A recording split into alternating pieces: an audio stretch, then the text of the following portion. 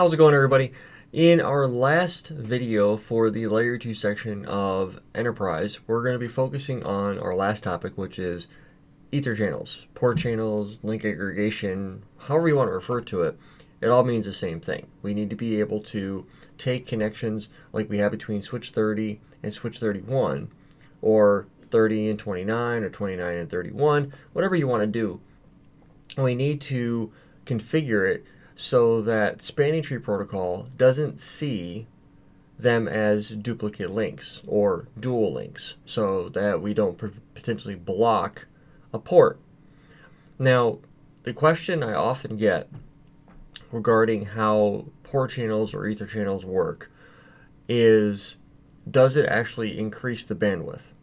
And it does, but it also doesn't. So let me give you guys a little bit of an explanation as to exactly how that works. When you take two physical links, two 1 gig links, and you bundle them together to be a single link from a port channel perspective, what you're doing is, from a logical perspective, you're making that link look faster or more preferred. That's what you're trying to attempt. But that doesn't mean that you can send the total amount of bandwidth that link aggregation group is building. So in other words, if you've got two 1 gig connections, that doesn't mean you can send a single 2 gig flow over that circuit. That means that you can send two 1 gig flows over each link in the group. So there's a load balancing mechanism that comes into play that will allow you to do kind of like a round robin, or to load balance to a certain degree over each link in the group. So this is a common misconception that that people that aren't network folks normally don't understand. They think if you configure a port channel or something along those lines from a switch down to like a server with multiple NICs inside of it, that you are effectively doubling the bandwidth. And you're really not. What you're doing is you're providing physical redundancy in the event of a link failure. But you're also giving the ability of the load balancing. So the key thing to remember here is no one flow can exceed the physical interface link speed. So these are all gigabit interfaces, right? I don't have the ability of doing 10 gig.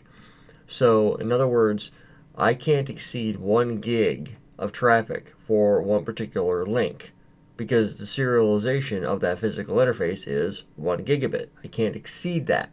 Now, if you wanted to move from 2 1 gig circuits to two 10 gig circuits and try to send 10 gigs of traffic, you would, because the physical speed of the circuit, or the link itself, is higher. So you'd be able to send more traffic over that interface because the interface is capable of going 10 gigabit.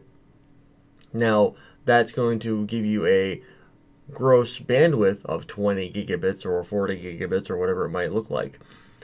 The one thing that's kind of cool, or I should say it's kind of a detractor, at least in my experience, is most Cisco switches, when you're configuring port channels, Cisco recommends that you do them in bundles of 2. So 2, 4, 6, 8, etc. And the reason why they recommend you do it this way is because the load balancing mechanism does a better job of load balancing over 2 circuits versus 3. It just doesn't work out as well when you do odd numbered connections. Some switches will only let you go up to a certain amount of interfaces in a group, and that's okay. I can't see people doing more than 8. That's actually the most I've ever seen in production, is 8 coming from a switch down to a server. And you would be able to load balance across those 8 physical interfaces.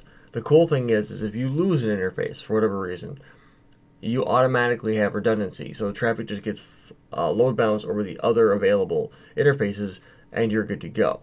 That's the whole purpose of the port channel, is to provide redundancy.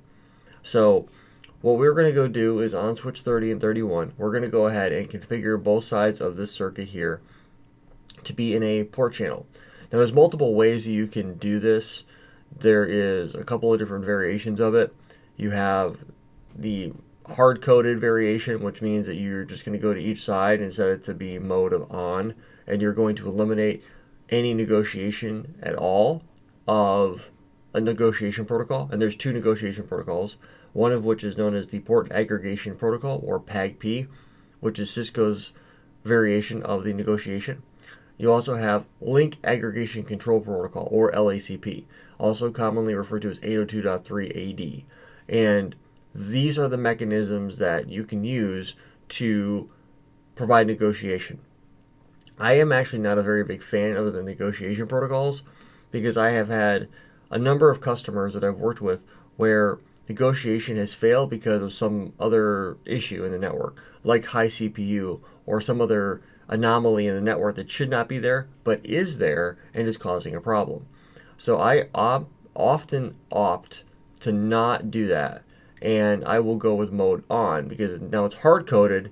There's no negotiation, so no matter what happens, the link will stay online and remain being up, and that will give me time to go figure out what else is going on, but keep the network online. So now a couple other things that we need to understand about the port channels themselves.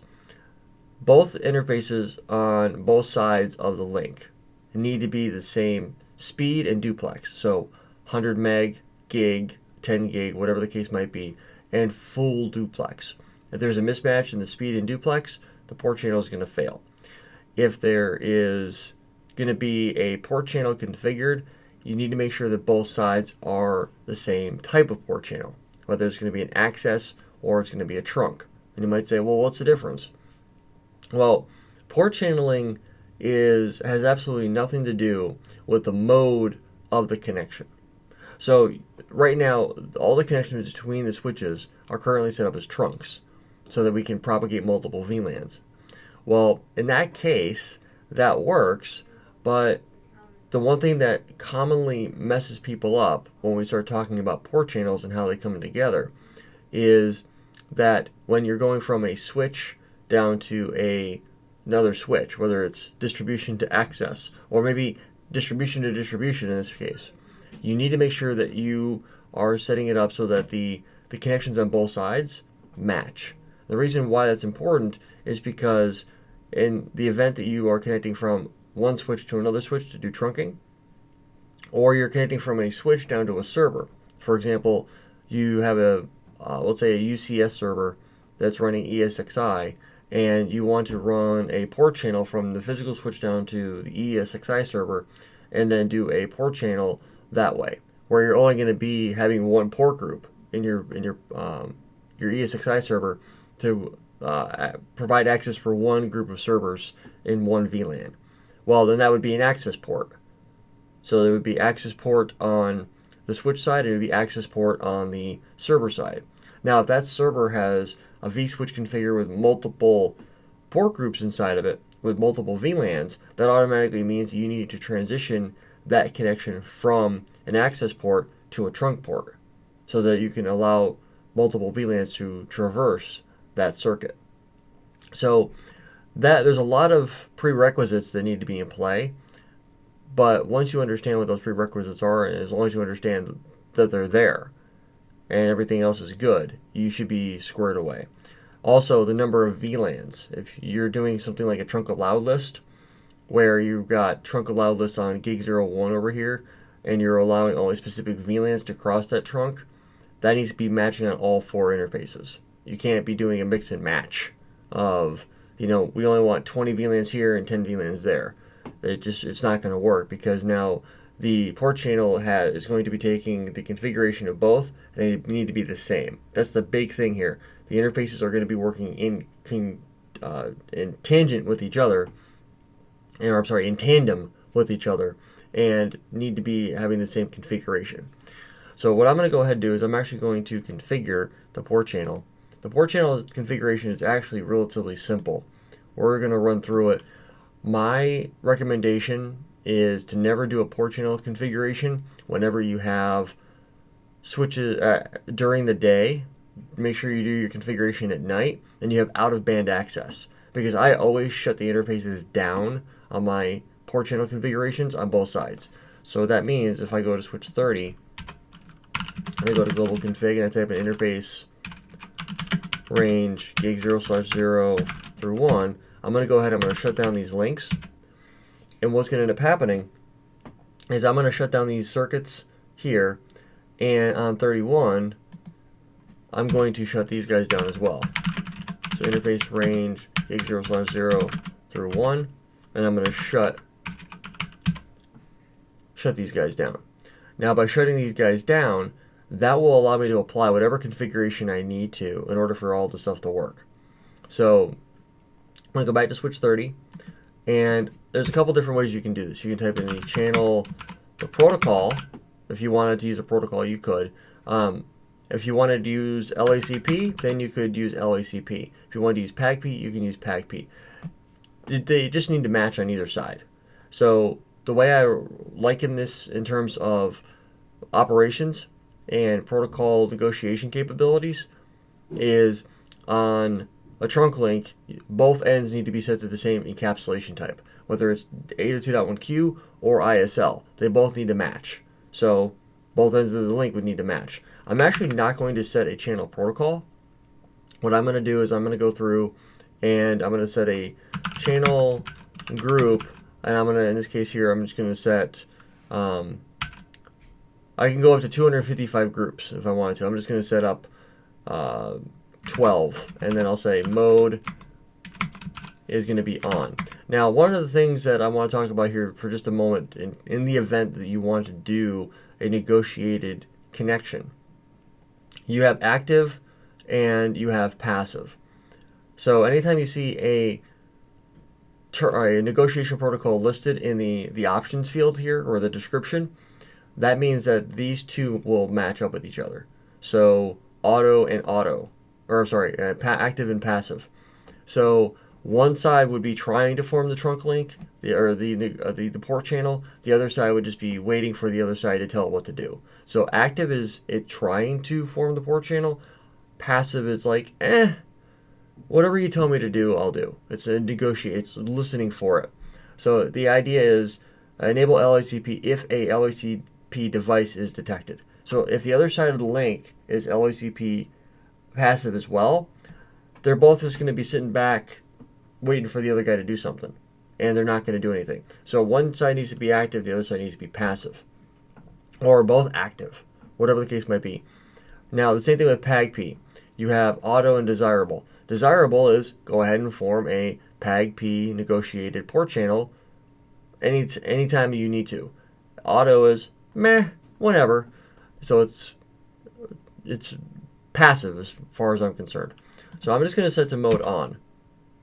So that creates the port channel, and I'm going to go over to this guy here, and I'm going to type in, the command is going to be channel group 12 mode on. So that creates port channel 12.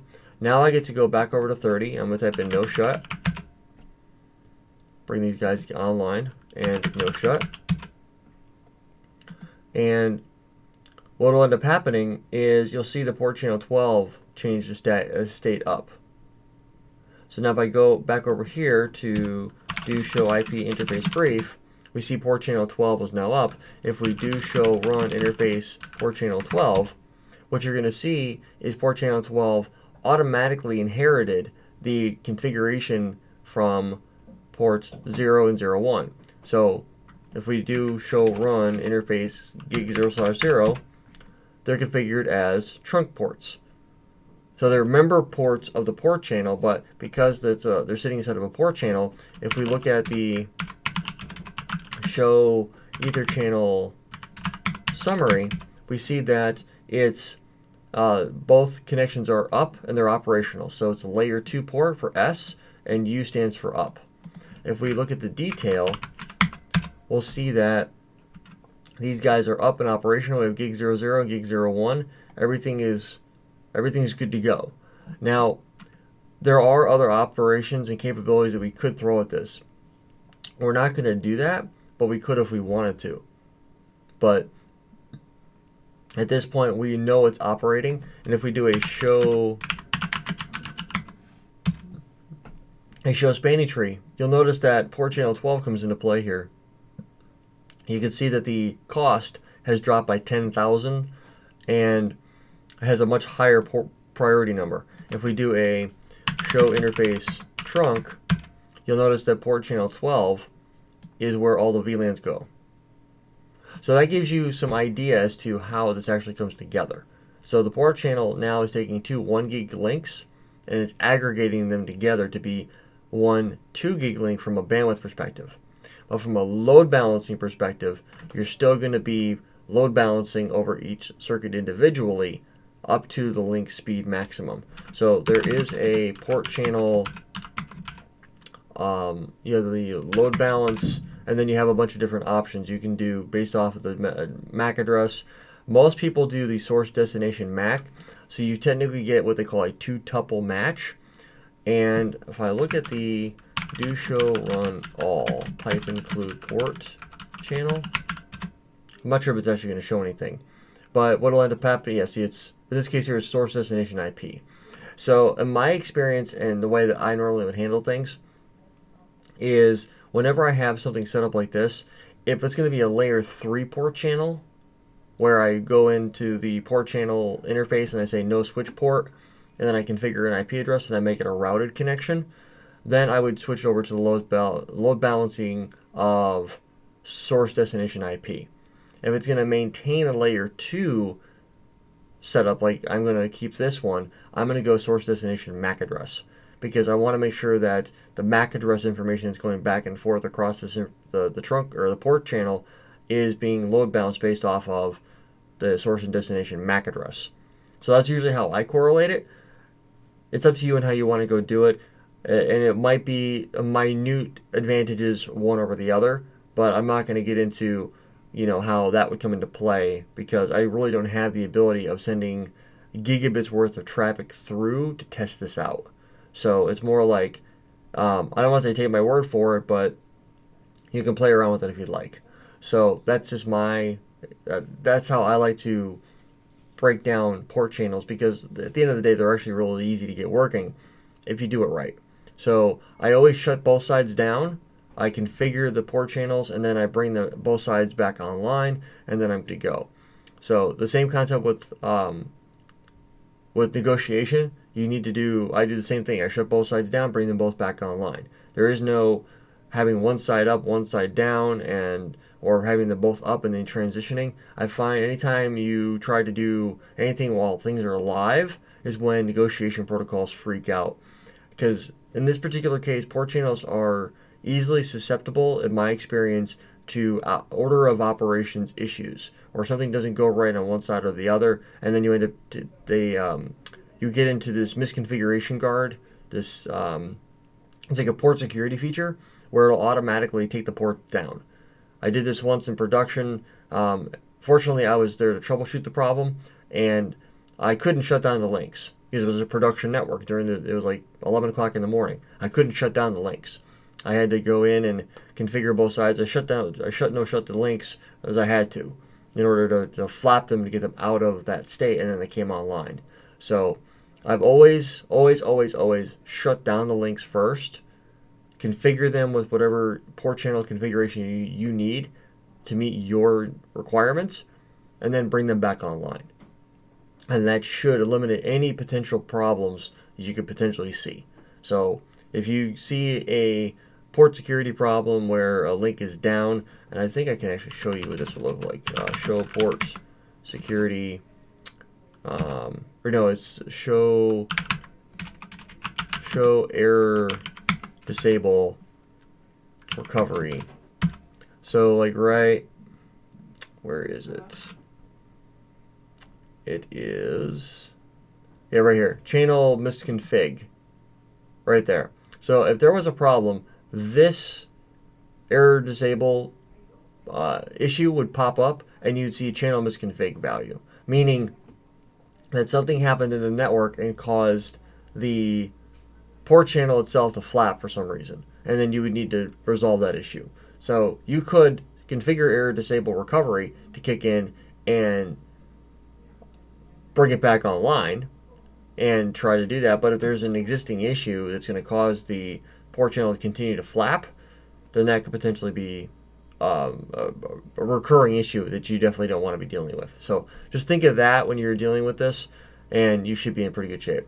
Other than that, guys, thanks so much for stopping by and hanging out with me in this video. And until next time, guys, take it easy.